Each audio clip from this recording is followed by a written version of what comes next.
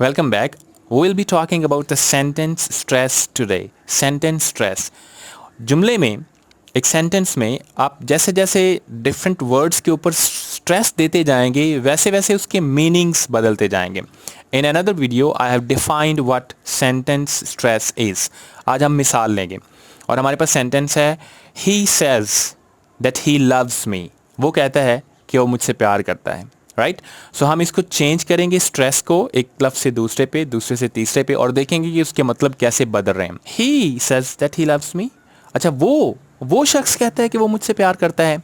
Stress है ही पे. ही says that he loves मी. अब हम सेज याद रखें कि जब ये अपनी बेसिक फॉर्म में है सेज एस के साथ, तो हम इसको सेज पढ़ेंगे, सेज नहीं पढ़ेंगे. Okay. So he says that he loves मी. अच्छा, वो कह रहा था कि वो मुझसे प्यार करता है. वो ऐसा कहता है, वो ऐसा मानता है. मीनिंग फिर बदल गए. ही सेज दैट ही लव्स मी. अच्छा, वो कहता है कि वो मुझसे प्यार करता है. वो कहता है कि वो मुझसे प्यार करता है. फाइन. मीनिंग फिर बदल गए. ही सेज दैट ही लव्स मी. अच्छा, मतलब वो जो कहता है कि वो जो करता है वो प्यार है, वो जो मेरे साथ, क्योंकि मैं तो समझता था या समझती थी कि वो सिर्फ हमारी दोस्ती है.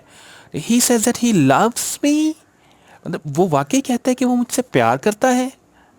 मीनिंग फिर बदल गए. So he says that he loves me, मतलब वो कहता है कि वो मुझसे प्यार करता है. I mean I don't believe it. I nobody loved me ever, but और maybe I am not very beautiful, और but he says that he loves me, मतलब वो वाकई वो मुझसे प्यार करता है. So you see that the time you change stress from one word to another, the meaning changes. And this, when you're speaking English, is very, very important. There is a stress of word, there is stress of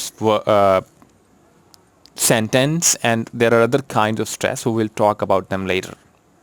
See you next time.